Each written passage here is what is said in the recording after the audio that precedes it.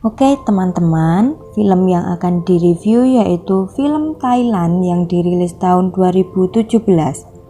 Film ini diadaptasi dari kisah nyata siswa-siswi yang bersekolah di Thailand. Dirilis sejak 3 Mei 2017, digarap oleh Rumah Produksi Kirya dan Jokwang Film, dan didistribusi oleh Golden Village Pictures dan Purple Media Enterprise. Dengan durasi 96 menit, dan disutradarai oleh Natawut Pontpiria. Oke, next kita kenalan dengan tokoh film Bad Genius. Yang pertama yaitu Lin. Lin adalah tokoh utama dalam film ini, diikuti oleh Bang, Grace, dan pacarnya yaitu Pat. Lin sangat jenius. Ayahnya ingin ia bersekolah di sekolah yang notabene sekolah yang wah dan luar biasa. Tujuannya agar Lin mendapatkan beasiswa untuk melanjutkan kuliahnya ke luar negeri. Lin pun akhirnya masuk ke sekolah yang wah tersebut dengan permohonan dari ayahnya. Ayahnya Lin adalah seorang guru di sekolah lain. Dan Lin mendapatkan beasiswa dari sekolah tersebut. Yang kedua yaitu Grace. Grace adalah gadis cantik dan pandai bermain teater atau pandai berakting. Grace cenderung bertalenta di bidang seni, namun ia kurang memiliki kemampuan dalam pelajaran matematika atau berhitung lainnya. Lalu selanjutnya ada Pat, yang sama seperti Grace, berasal dari kalangan orang tajir namun menghafal rumus bukanlah nama tengahnya. Selanjutnya yaitu ada Bang, seorang murid dari keluarga kurang beruntung tapi cerdas, idealis dan memiliki memori yang kuat. Keempat tokoh utama cerita ini menjalani hari-hari yang biasa, sampai kemudian Pat dan Grace menawarkan Lin sebuah kong kali kong dalam ujian sekolah. Yuk langsung saja. Lin adalah gadis yang memiliki otak yang luar biasa. Kemampuan akademiknya sangatlah baik. Ia sering mendapatkan prestasi semasa SMP. Berbagai piala dan penghargaan telah diraihnya. Sebenarnya sih ia tidak ingin bersekolah di sana, namun karena dorongan dari sang ayah akhirnya mau tak mau ia menurutinya. Scene berganti. Suatu ketika, Grace kesulitan dalam mempelajari soal hitung. Akhirnya Lin pun bersedia membantunya untuk belajar agar Grace mampu menjawab pada saat ujian. Saat ujian pun tiba, Lin menyadari bahwa soal-soal matematika tersebut adalah soal-soal yang sudah pernah mereka review dan pelajari, namun Grace justru lupa semua yang sudah ia pelajari. Lin sebagai teman memutuskan untuk menconteki Grace.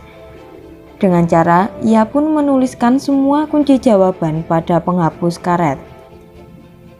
Suatu ketika Grace mengajak Lin untuk berkunjung ke rumah Pat.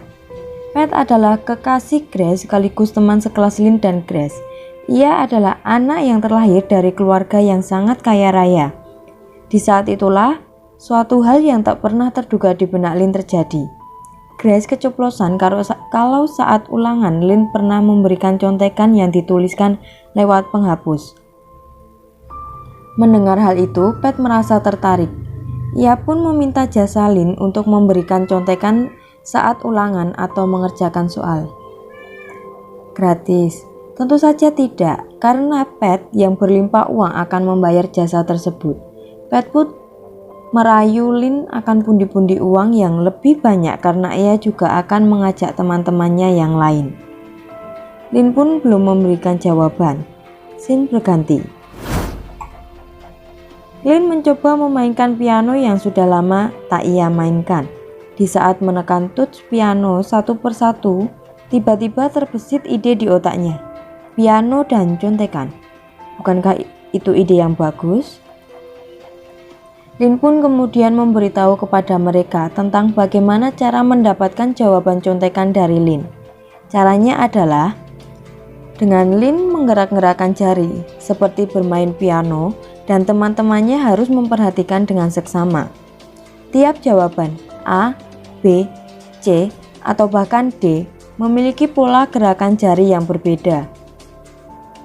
Awalnya sih mereka bingung, namun akhirnya mereka mengerti bagaimana cara memahami jawaban apa yang diberikan Lin.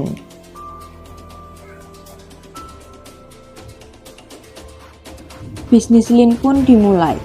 Mereka memiliki misi mengubah seluruh kunci jawaban menjadi uang dengan menyebarkan kunci jawaban.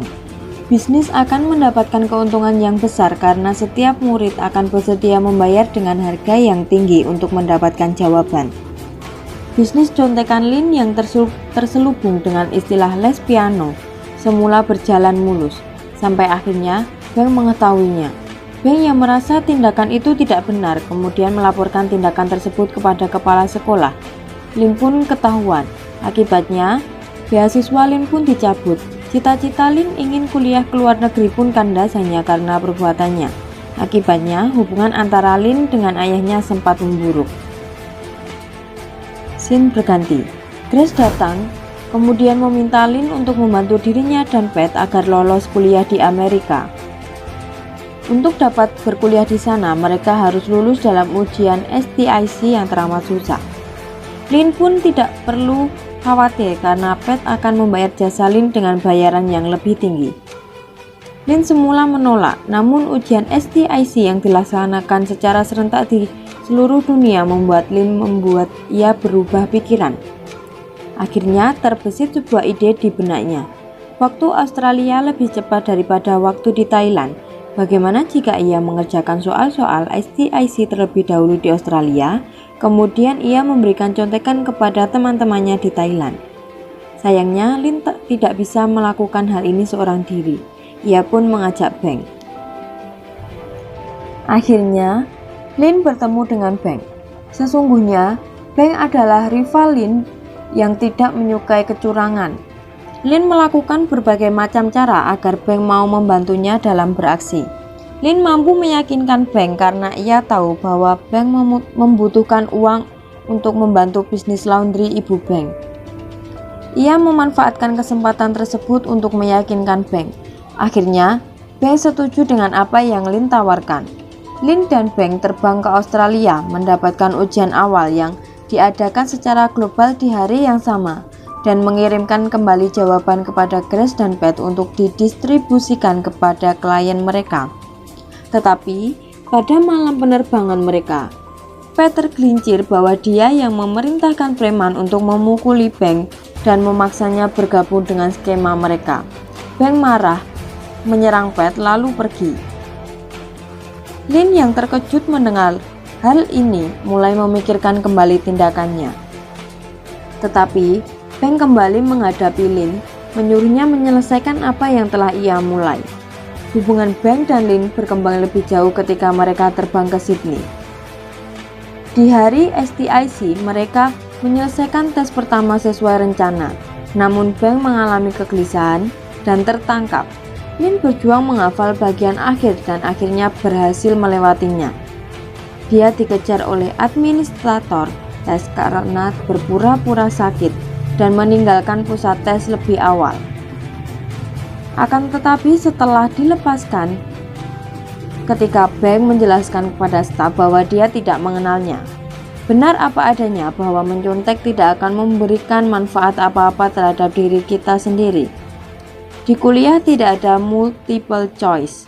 Begitu kata-kata Lin saat berjumpa dengan dua temannya yang sudah menunggu di bandara saat Lin tiba di Thailand kembali.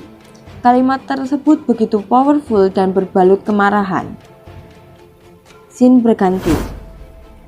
Beng mengajak Lin memulai skema yang berbeda kali ini dengan klien yang lebih luas, yaitu klien yang mengikuti ujian GIT dan PIT. Lin pada akhirnya mengaku kepada ayahnya dan membantunya menebus dirinya mengajukan pengakuan formal kepada organisasi STIC. Dalam film Bad Genius mendapat pesan moral bahwa gunakan kepintaran ke arah yang lebih positif. Terkadang orang-orang dibutakan oleh uang, tapi uang juga bisa menjatuhkanmu.